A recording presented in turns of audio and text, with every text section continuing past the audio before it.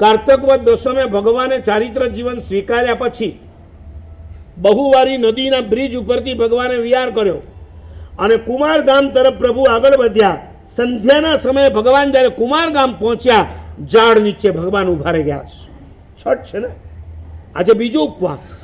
ભગવાન ઉભા રહી ગયા અને હજી તો અંધકાર થાય પહેલા આવ્યો ને ઓલો ગોવાળિયો, મારા બળદ સાચો છે, હું આવું છું હમણાં ગાય દોઈને, બળદ છું. ઓલો ગાય દોઈને પાછો આવ્યો, ભગવાન મારા બળદ ક્યાં?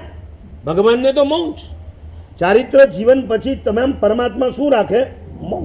આજે પણ કેટલાય સાધ્વીજી ભગવંતો, કેટલાક સાધુ મહાત્માઓ 12 વર્ષના મૌનનું પાલન કરે છે. 12. તમે બહાર આવતા નથી એટલે તમને આ સાધુ સાધ્વીજી શું સાધના કરે છે એની ખબર નથી.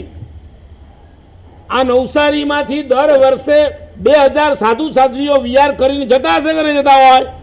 રેકોર્ડ કયા સંઘ પાસે છે? રેકોર્ડ વિહાર સેવા ગ્રુપ પાસે છે. બરાબર ને? વિહાર સેવા ગ્રુપ પાસે બધા રેકોર્ડ મળે, કયા સમુદાયના કેટલા ઠાણા આવ્યા, કેટલા સાધુ આવ્યા, કેટલા સાધ્વીજી આવ્યા. શું કમાલ સાધના કરતા હોય. ભગવાન મૌન છે. અને ઓલો ગોવાળિયાને થયું અને ખબર નથી લાગતી, આસપાસમાં ગયો, આખી રાત ભટક્યો.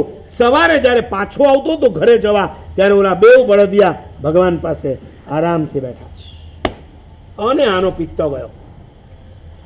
વાહ, તારે ચોરી જવાતા એટલે હું આવે તારે છુપાવી દીધા, અને તને એમ કે હવે આ નહીં આવે એટલે પાછા અહીંયા લાવી દીધા. સાલા સાધુના વેશમાં શૈતાનગીરી કરે છે. અને જ્યાં એને હન્ટર ઉપાડ્યો, 24 કલાક નથી થયા, ગઈકાલે જેના ગળાની અંદર ઇન્દ્ર મહારાજાએ શું નાખ્યા હતા? ફૂલના હાર. આજે એ શરીર ઉપર પડવા શું જઈ રહ્યું છે? હન્ટર. અને જ્યાં હન્ટરવાળી કરવા જાય તે જ વખતે ઇન્દ્ર વિચારે છે, અત્યારે મારા પ્રભુ શું કરતા હશે?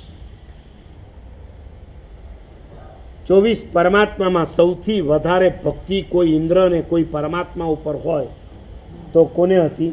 સૌધર્મેન્દ્રને. કોના ઉપર હતી? મહાવીર. સટાક દઈને દોડતા નીચે આવ્યા છે અને ઓલા ગોવાળના હાથમાંથી હન્ટર લઈ એ જ હન્ટરથી એને ફટકાયો છે. હરામખોર. એટલી ખબર નથી પડતી ક્ષત્રિય કુળનો રાજકુમાર છે.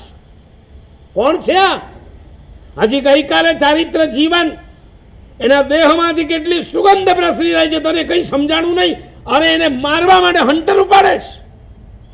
પરમાત્મા દુઃખની વચ્ચે દુઃખી નતા.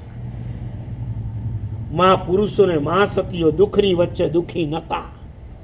તમે એમ નહીં સમજતા કે જીવનમાં ધર્મ શરૂ થયો માટે આ દુઃખ આવ્યા છે. ઉલટું એમ વિચારજો, ધર્મ શરૂ કર્યો માટે આ દુઃખની વચ્ચે ટકી રહેવાની તાકાત આવી. જેની પાસે ધર્મ નતો એ કોરોનાની અંદર, લોકડાઉનની અંદર ટકી ન શક્યા, એને આપઘાતને સુસાઇડ કરી લીધા. 99% હું કહી શકું જૈનોએ કોઈએ સુસાઇડ નહીં કર્યું હોય, કારણ કે કમસે કમ એને ધર્મ ઉપર શું છે? શ્રદ્ધા છે.